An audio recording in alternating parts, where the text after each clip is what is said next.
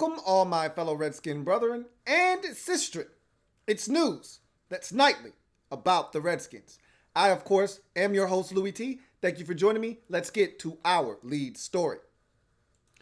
The Redskins blew a 17-0 lead at Philadelphia in the first half, went to halftime with a 20-7 lead, and systematically pissed it away over the next two quarters, losing the game 30-27, 25 unanswered points, including a 32-3 run by the Eagles in this football game to salt it away. The Redskins were incapable of getting off the field in the second half defensively and incapable of sustaining offense offensively in the game in the second half, leading to the Eagles' ability to score and score often and score big. And there are so many different layers to the defeat of the Redskins in this football game at the hands of the Eagles. We'll delve into all of them here as we take a closer look. So there are so many issues to discuss. There are good things to take away from this game as well. Like, we don't want to sit here and make it seem doom and gloom. I know a lot of you are ready to make bold predictions on the season based off of what you saw in this particular game, and that's fine. All right.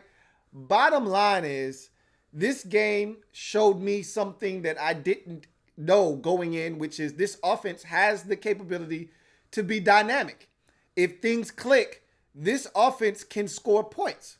We saw it in the first half. It can move the football. It can score points. Now, the question remains, can they do that consistently? I think the answer is no, which they weren't even able to do it for 4 quarters, let alone, an entire season. Right? We don't know if they can do it for an entire game. They weren't able to do it in week 1. Small sample size, however. But again, we weren't expecting much from the offense going into the game, or at least I wasn't. I can't speak for you guys out there. Some of you are delusional and expected us to score 35 points and win in Philadelphia going away. I, however, did not feel that way. Didn't think that that was something we were capable of. I didn't even think we were going to score 27. Hell, I didn't even think we were going to score 20, which is what we did in the first half of this game. Now, when you look at this game as a whole, again, some positives to take away. Case Keenum looked really good. You say what you want about Case Keenum. Say what you want about wanting to see Haskins. We all want to see Haskins. But let's face it, Case Keenum gives us the best chance to win right now. Okay? And Keenum played well. Keenum gave us a shot. He missed a deep ball to Terry McLaurin that would have changed the outcome of this game drastically. I don't know if it would have swung it in the favor of the Redskins, but it damn sure would have stopped that second half bleeding. Okay? It would have stopped it dead in its tracks. All right? But he didn't complete that pass. But there also was a drop by Paul Richardson. There were also penalties on this Redskins offense. Clipping penalty, holding penalties, penalties that derailed drives, a false start penalty, delay of game penalties. There were penalties galore by the Redskins offensively that also assisted in them going 3 and out consistently in the second half. And there weren't very many drives. That was thanks to the defense, and we'll get to them in a second. But if you're looking for positives, again, Case Keenum was one of them for me in this game.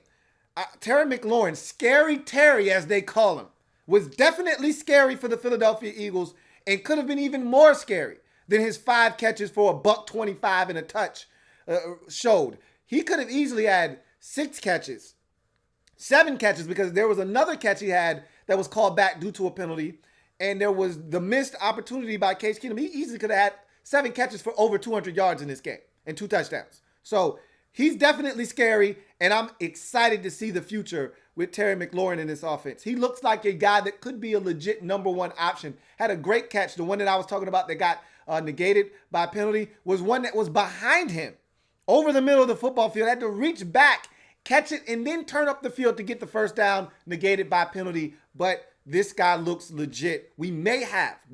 I'm not crowning him a true number 1 receiver yet, but we may have the workings of a number one wide receiver in this league in Terry McLaurin. How about Kelvin Harmon making some plays in the past game? He looked good. Trey Quinn made some catches early and late in this game that give me hope for him in the slot as a consistent target for this offense. Then you have the veterans, Paul Richardson with a big drop in this game.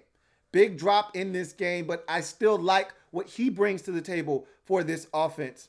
And so there are a lot of guys that I think can help this football team move the football down the field and even be explosive, at times, depending on how the offense is able to function. The offensive line, look, say what you want about Morgan Moses and the holding penalty or, the false starts. He had a couple of miscues in this game, did Morgan Moses. Say what you want about the holding penalties, the chopping penalty that we got, the chop block. All of the miscues by the offense, okay? Trey Quinn had a holding penalty as well. Say what you want. The offensive line protected Case Keenum just about the entire day, all right? Wasn't a ton of pressure on him by the Eagles. There may have been one or two, maybe three plays in the game where there were a little bit of pressure. He got sacked once. That was on Case Keenum. Got to get the hell out of Dodge. Had plenty of time to get rid of the football or escape the pocket if he so chose to do so on that play. He decided to stay in the pocket and ended up taking a sack. That was not on the offensive line. To me, the offensive line exceeded expectations from a pass blocking perspective. Again, in the run game, a lot left to be desired. But look, it is what it is. Bottom line is, I thought the offensive line gave us reason to be somewhat optimistic about the future in terms of being able to throw the football. Now you get to some of the positives on the defensive side of the football. I look at this defense, and I thought that there were some guys flying around. Cole Holcomb was at the top of my list. Thought that this guy flashed, was playing on the opposite side of the line of scrimmage consistently. You see the speed, you see the sideline ability. He's a guy that can get to the ball carrier, sort through the trash, and make tackles. He consistently was around the football, consistently was in the backfield. 55 flashed for me. I look at another guy that I thought did some really good things. Landon Collins was all around the football field, which is what we expect from him. He didn't make a ton of plays, but he was around the football, around the action. I like what I saw from Landon Collins. Had a nice tackle in the backfield down by the goal line to force the Eagles into a third down situation, which they ultimately completed. I hated the coverage there. We'll talk about that here in a second. But bottom line is, I thought he flew around the football field as well. How about the play of Monte Nicholson in this game? That hit on the sidelines on Dallas Goedert to dislodge the football. Thing of beauty. That's what he brings to the table. The ability to range from red line to red line and make wide receivers pay for trying to catch the football. That was a clean, legal hit, and it dislodged the football. Got me excited. I thought he had a strong showing as well. Daron Payne with a nice knockdown on a fourth down conversion or a fourth down attempt by the Eagles early in the ball game. Thought that was a big play at the time. And so there were some good things that were done by the defense, but they could not sustain. Now you get to the things, and special teams was pretty damn good. I thought that the coverage all day was solid. I also thought that our punter kicked the shit out of the football, gave us an opportunity to flip field position a couple of times. So you love that. And then the field goal kicking game was solid. No complaints there. All extra points, all field goal attempts put up through the upright. So I thought special teams was solid throughout the course of the day. So now you go to the negatives, and there are quite a few, especially as you get into the second half. It really started back into the second quarter. And let me first dispel the notion that the defense went downhill after Jonathan Allen exited the game. That is as false as it gets. Jonathan Allen left the game in the mid to late portion of the first quarter. All right. The defense was still chugging along without Jonathan Allen. Was it better with him in the lineup? You're damn right. They couldn't run the football at all, but they still had trouble running the football with Allen out of the lineup in the first half. And really, if not for the Deshaun Jackson bomb on 3rd and 10, no less, they don't have anything to show for nothing in the first half. Nothing. And that's with or without Jonathan Allen. The entire second quarter, the Eagles were minimized to next to nothing on the offensive side of the football, and that was without Jonathan Allen. So it wasn't a situation of where, man, we were dominant with Allen in the game, and as soon as he left, shit went downhill. No, the Redskins defensively still was holding their own without Jonathan Allen. It didn't fall apart until the second half, and I can't really speak to why that was because, again, there was no Allen in the entire second quarter and some of the first quarter. Allen went out of this game relatively early, and that's when the Eagles started to move the football in the second half, and they weren't gassed. So you can't use the excuse of being gassed because the Eagles had a 7.5-minute drive that spanned 75 yards in 10 plays to eat up half of the third quarter coming out of the third quarter halftime break. So you weren't gassed then, okay? You had a chance to get off the field. I talked about a play that stood out to me on the R3, so I'm not going to rehash that here. But I talked about a play that could have been made, that wasn't made, that allowed the Eagles, and I told you the tackling in the second half of this game was atrocious. And it came back to bite us early in the third quarter and often in the second half. And so I thought the defense tackling was bad in the second half. I thought that the coverage was poor. I really didn't like the coverage all game long, but really it started to highlight itself in the second half when the Eagles were able to actually capitalize and score. See, the Eagles had some easy completions in the first half that bothered me, especially in some third and short situations where guys are playing off and soft at 7 yards and it's 3rd and 2, it's 3rd and 4, and you're playing 7 yards off and giving up easy completions underneath to Deshaun Jackson and guys of that nature. Alshon Jeffrey, never, ever trust a man with 2 first names. Easy underneath completions on 3rd and 5 and you're playing 7 yards off? What are you doing?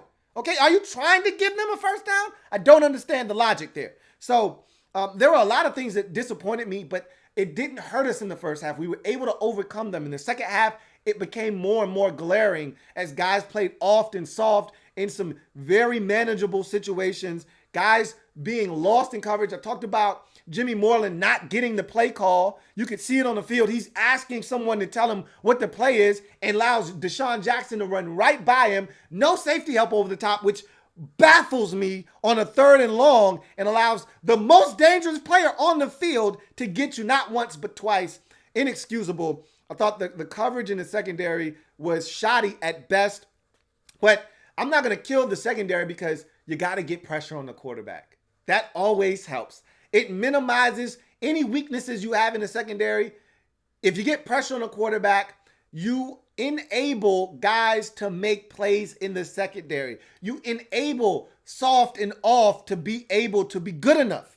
You get pressure on the quarterback, it changes everything. It speeds up the quarterback's internal clock. Carson Wentz could have built a house back in that backfield if he wanted to. Carson Wentz had time to get out of the pocket, then build another house, decide which house he wanted to live in. Do I want to stay at the lake house or do I want to stay at the beach house?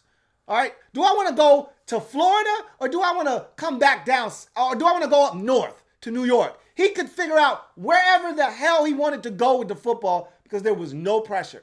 As one commenter said yesterday, it's a great idea to take your best pass rusher right now, your best speed rusher right now in Casanova McKenzie and stunt him inside and leave a gaping hole to the outside with no contain, which allows Carson Wentz to run outside, point in what direction he wants Zach Ertz to go so he can deliver a football to him on 3rd and 12. That's exactly how you draw up defenses. Great job.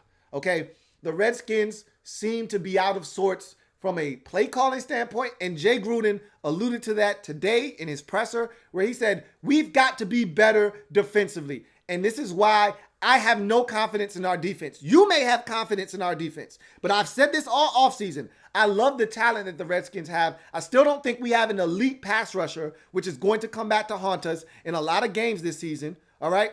But you can overcome not having an elite pass rusher by scheming up pressure. All right. We don't have an elite play caller defensively. That's what's going to kill us this year. That's what killed us last year. That's what killed us the year before that. And the year before that, going all the way back to Joe Barry. We haven't had good defensive coordinators. And until we get one, it doesn't matter how good of talent we have or how good we feel about the talent we have. If the guy calling the plays is inferior, it's going to trickle down onto the field. That's a proven fact around the league. That's just not a Redskin thing. That's a league-wide phenomena, okay? If you don't have a good play caller, you're going to have struggles on the field. We haven't had great play calling on defense since probably Greg Williams. Maybe Greg Bloch. But I'll say Greg Williams, okay? It's been that long since we've had a competent defensive coordinator in here calling plays and getting guys in the right position, and more importantly, keeping guys accountable for their actions on the field. Too many mistakes, too many mental mistakes. I watched a play yesterday in which it's 3rd and 10, and Monte Nicholson is playing a deep post. Why? Because Landon Collins' eye discipline is all over the place. All right? His eye discipline is shot to hell. He's running up on absolutely nothing. There is no threat to him over the middle of the field. He should be the one responsible for that deep crossing post, which will then allow Monte Nicholson to run over the top of Deshaun Jackson and be in a position to knock that football away or at least make a play on it. But because Landon Collins was being nosy and coming up, then he sees this guy streaking across the field. He takes it upon himself to try and go and be in 2 places at once. Now no one's covering Deshaun Jackson. He tries to get over there late. He can't get there in time. It's a touchdown. Bad eye discipline by the Redskins defenders. And he was guilty of it himself, was Monte Nicholson. On a 3rd and 15, Deshaun Jackson runs a simple corner route to the sidelines. You call it what you want. A bench route, which is what it probably was more of than a corner. It looked like a bench route. A simple 17-yard bench route. And what is Monte Nicholson supposed to be doing? He's supposed to be sagging underneath that bench route. It looked like the perfect play call to stop that exact route. And Monte Nicholson simply doesn't get enough depth and then decides, I'm going to come up on the back, out of the backfield. For what? Let Wentz dump it off to the back at 7 yards. You rally and tackle, keep him 3-4 yards short of the sticks. If they decide to go for it, let them knock them damn selves out. Instead, he comes up prematurely, leaves a gaping hole in the zone. Deshaun Jackson, wide ass open, easy pitch and catch for Carson Wentz. 3rd and 15 converted. They would later on go on to score a touchdown on that drive. It's those kinds of plays, not to mention no goddamn pass rush, okay? That always helps the offense out. When you can't get pressure, that allows plays like that to develop. Because in order to convert 3rd and 15, you need a lot of time to allow routes to be run down the field. Well, there was no pressure. And that was a consistent theme on the day. And that goes back to the first half. There was no pressure at all in the first half. The Redskins just did a better job of getting off the field on 3rd downs. For whatever reason, whether it was a batted ball or they just rallied and tackled better, whatever the case may be, they just did a better job of getting off the field in the first half. That didn't happen in the second half. So a lot of things went wrong. Jay Gruden talked about the defensive play calling and how that has to be better. It's not going to get better, Jay. It's the reason you guys were looking for a new defensive coordinator last year, okay, in the offseason. It's the reason why you tried to replace Greg Manusky, because you knew he wasn't capable. But he's still here because nobody else wanted the job that was qualified enough for you to fire Greg Manusky and replace him. So, we're probably stuck with this, and you're going to see more of the same throughout the course of the season. And it's a shame because when you watch the better defenses in the league, you don't see these kinds of lapses in concentration. You just don't. They don't happen. But that's really frustrating because the Redskins had their issues on offense in the second half.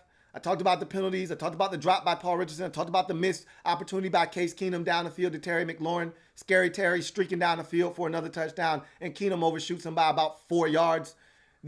Those things happen, but guess what? We didn't have opportunities to keep trying on offense. Why? Because we couldn't get the damn ball back. The Eagles dominated time of possession in the 3rd and 4th quarter. It was disgusting. It was gross. All right, the time of possession disparity that makes you want to vomit when it's in the opposition's favor. It was grotesque how much they held the football in each of the final two frames of this football game. Didn't give the Redskins any opportunity for a comeback whatsoever. So a lot of things went wrong in the second half. We've talked about a lot of them. Let's talk about another issue from this football game, and that, of course, is the inactivity of Adrian Peterson in this game. He was inactive among the other guys that weren't suiting up for this game. And I didn't see this coming. We talked about this as a possibility, and I told you guys on the Thursday edition of the RNN that Jay Gruden has alluded to the fact that, special teams is a big deal. We had some issues in the preseason. Excuse me. And that Adrian Peterson may potentially be a guy that may be inactive. And although he mentioned that, I didn't really think it would happen in week one. Now, the fact that he brought it up should have probably been a red flag. Jay has really been transparent his entire career as Redskins head coach. You pretty much know where Jay stands because he pretty much tells you as much, okay? Jay's not one to sugarcoat. Jay pretty much tells you how he feels. And Jay pretty much alluded to the fact that, hey, I'm just forewarning you that AD may have to sit a game or two out because we may need the roster spot for special teams purposes. That's what happened. And you heard a number of players, including Morgan Moses, speak out about this. Chris Thompson was another guy that said, look, I've got Jay Gruden's back, but just letting you know, a lot of guys in the locker room were dissatisfied with that decision. They're not pleased. And it's one of those decisions that could turn the locker room against Jay. He didn't exactly say that, but he kind of said that if you're reading in between the lines. Here's the situation. Morgan Moses said, look, a lot of guys were upset about the decision, and we need answers. We need to know why this was done. So Jay talked about him addressing the entire locker room and talked to the guys and let them know what the situation was. He talked about Adrian Peterson being a big presence in that locker room, a well-liked guy amongst players and coaches alike. And so, yes, it was a difficult decision for Jay to not have him active, but it was one Jay felt like he had to make. I was one that didn't have that big of an issue with it, but I know a lot of you did. And I don't fault you for that.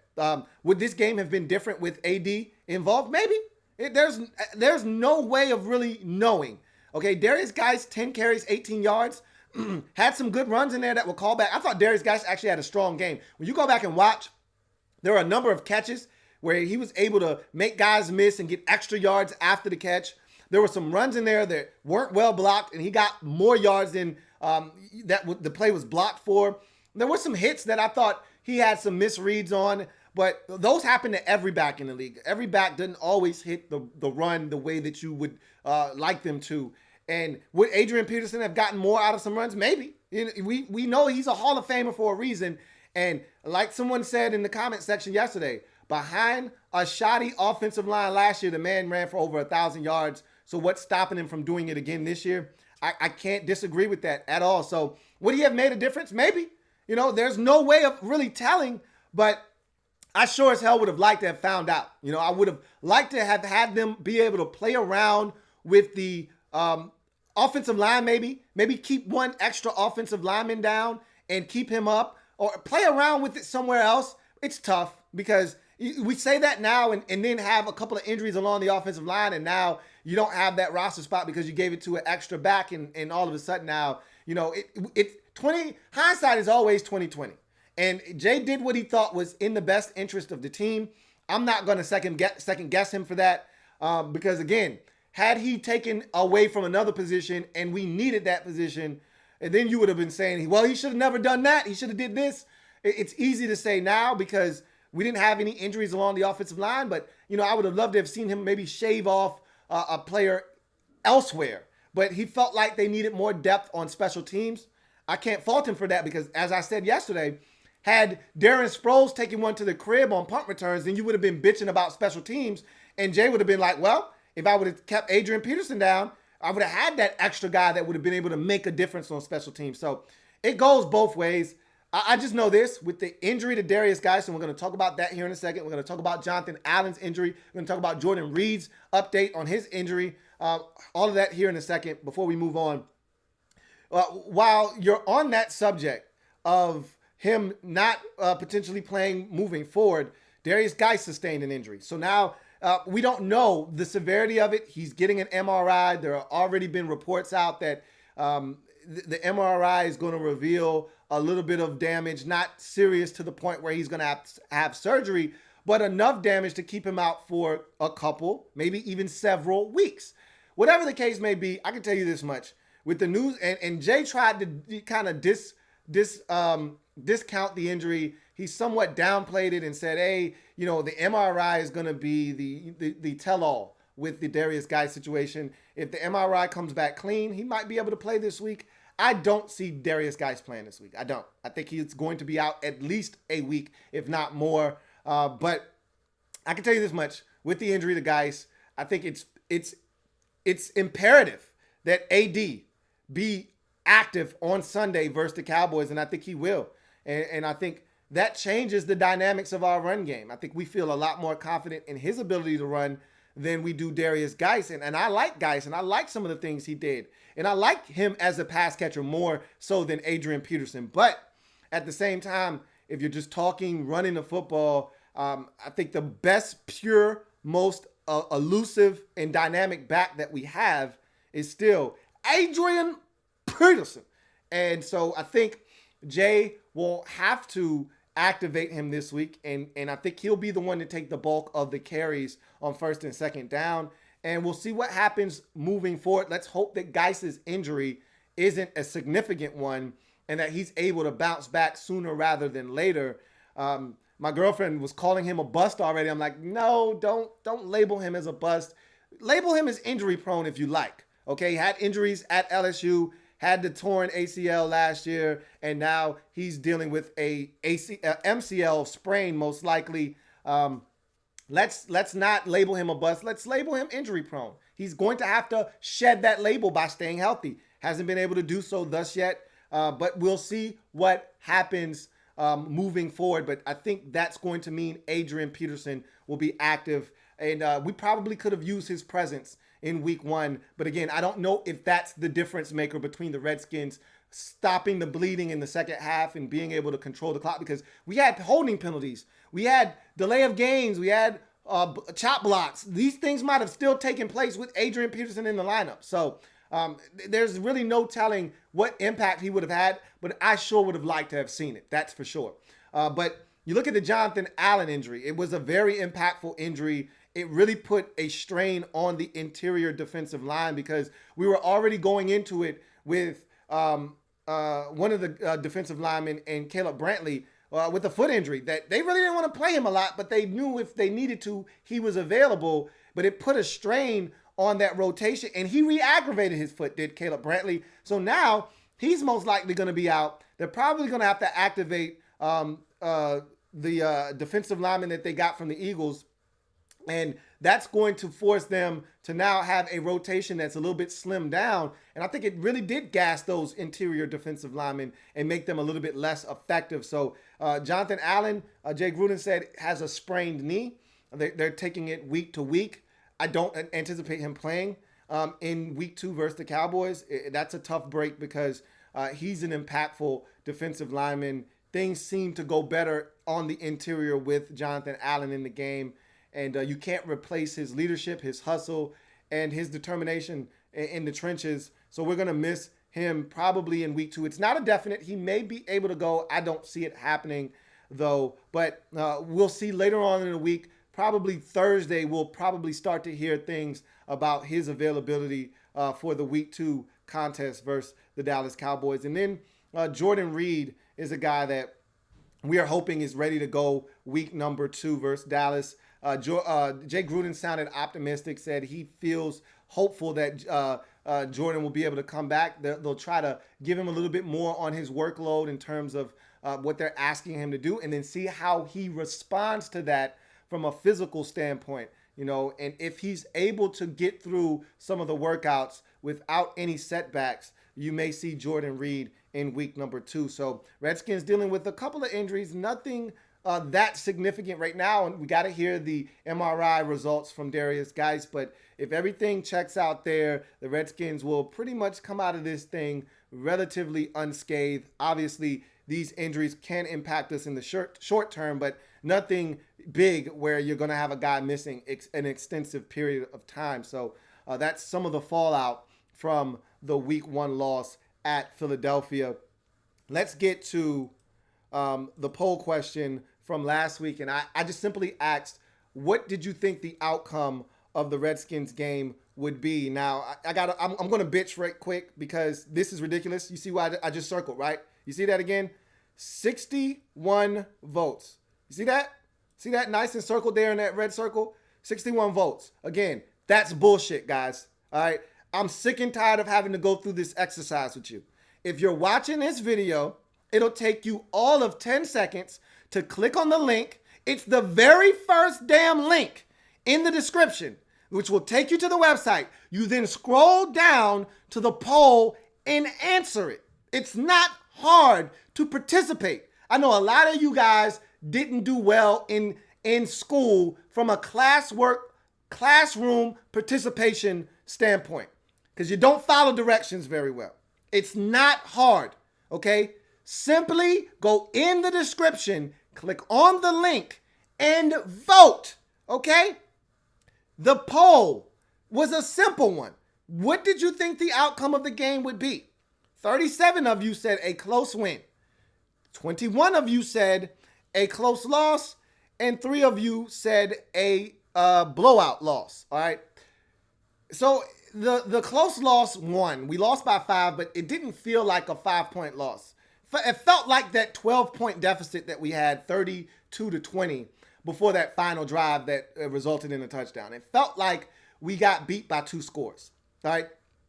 After the 29-20 deficit, when they went for 2, it really felt like the game. I told you this yesterday. It felt like the game was over at that point. To me, I can't speak for you guys.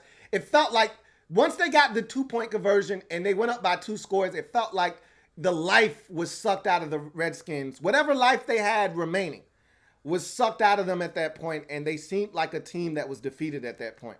I don't know about you because they went 3 and out again, and then the Eagles got the football back, and they systematically, and again, when we went down 29-20, there was still an entire quarter. That touchdown came within the first 2 to 3 minutes of the fourth quarter. There was still an entire quarter of football to go, and it didn't feel like it. It felt like the game was over. I don't know about that for you, but I didn't have any confidence in the Redskins' ability to get a stop. They allowed the Eagles to burn off another 6-7 minutes of the fourth quarter clock once they got it back. And then the Redskins got it back after the Eagles kicked the field goal and made it 32-20. And it was only like 3 minutes left in the game. So it already felt over. It felt like they were defeated. I felt defeated. That's for sure. Especially after having a 20-7 lead evaporate as fast as it did. And then see them add to the lead without any resistance from the Redskins. That was tough. Go answer the next poll question, which is the following. What was the biggest reason for the loss at Philly in week 1? All right.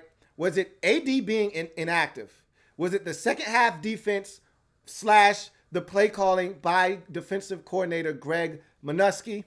Or was it the second half offense / play calling by head coach Jay Gruden?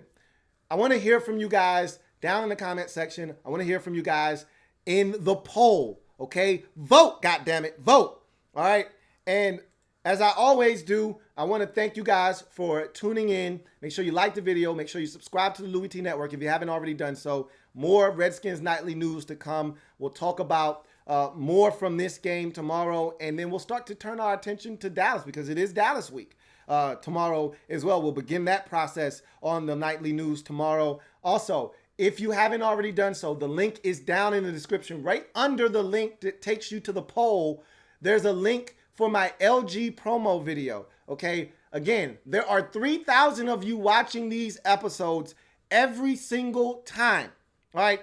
Please support the LG promo video. Click on the link, all right? Watch the video. It's a 3-minute video, All right? You don't even have to stay. Click on the video. You can go walk away to the kitchen, go get something to drink, and come back. Okay? Watch the video, like the video, and if you can find it in your heart to support your man Louie T, leave a comment in the video as well. Okay? For those of you who have already done that, thank you. I greatly appreciate that. For those of you who haven't, come on, man. Why do I have to beg you for this stuff? Seriously. Vote and watch the video and support your man Louie T. God damn. Why do I have to do this? Okay? It's a simple request. All right? So, with that being said, I thank you guys for tuning in to the Redskins Nightly News. All right? We'll do this again tomorrow. Same time, same place, same channel. All right? Different topics. I'm your man Louie T. Remember, I am a Redskins fan, and so are you. And we got skin in the game. Why? Because we're Skins fans for life. Until next time, I'm your man Louie T.